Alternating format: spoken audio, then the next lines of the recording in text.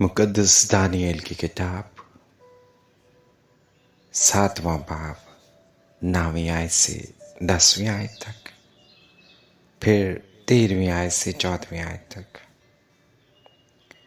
میرے دیکھتے ہوئے تخت لگائے گئے اور قدیم الایام بیٹھ گیا۔ اس کا لباس برف سا سفید تھا اور اس کے سر کے بال خالص سون کے مانند تھے۔ اس کا تخت آگ کے شعلہ کے مانند تھا اور اس کے پہیے جلتی آگ کے مانند تھے۔ اس کے حضور سے ایک آتشی دریا جاری تھا، ہزاروں ہزار اس کی خدمت میں حاضر تھے اور لاکھوں لاکھ اس کے حضور کھڑے تھے۔ عدالت ہو رہی تھی اور کتابیں کھلی تھیں۔ 13ویں آیت سے، میں نے رات کو رویا میں دیکھا اور کیا دیکھتا ہوں کہ ایک شخص آدم ذات کی مانند آسمان کے بادلوں کے ساتھ آیا اور قدیم الایام تک پہنچا۔ وہ اسے اس کے حضور لائے اور سلطنت اور حشمت اور مملکت اسے دی گئی، تاکہ سب لوگ اور امتیں اور اہل لغت اس کی خدمت گزاری کریں۔ اس کی سلطنت ابدی سلطنت ہے جو جاتی نہ رہے گی، اور اس کی مملکت لازوال ہوگی۔ آمین۔ زبور 93 پہلی آیت سے 5ویں آیت تک۔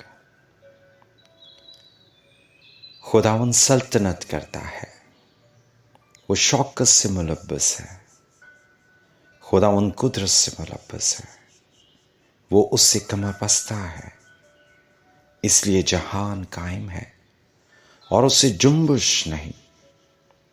تیرا تخت قدیم سے قائم ہے، تو ازل سے ہے۔ سیلابوں نے، ہائے خداوند، سیلابوں نے شور مچا رکھا ہے۔ سیلاب موجزن ہے، بحروں کی آواز، سمندر کی زبردست موجوں سے بھی خداوند بلند و قادر ہے۔ تیری شہادتیں بالکل سچی ہیں، آئے خداوند۔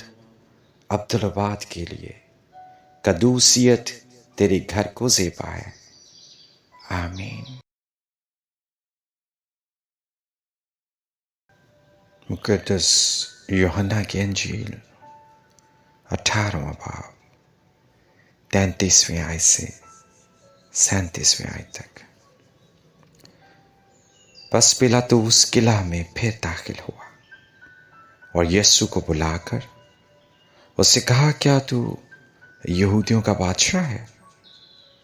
یسوع نے جواب دیا کہ تو یہ بات آپ ہی کہتا ہے یا اوروں نے میرے حق میں تجھ سے کہی؟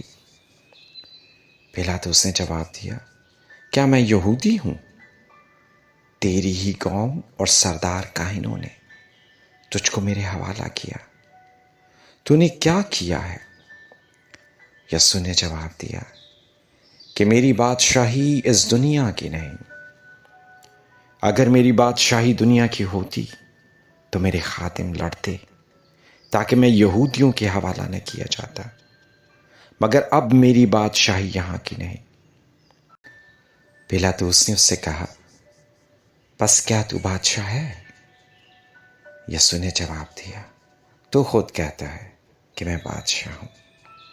میں اس لیے پیدا ہوا اور اس واسطے دنیا میں آیا کہ حق پر گواہی دوں۔ جو کوئی حقانی ہے میری آواز سنتا ہے۔ آمین۔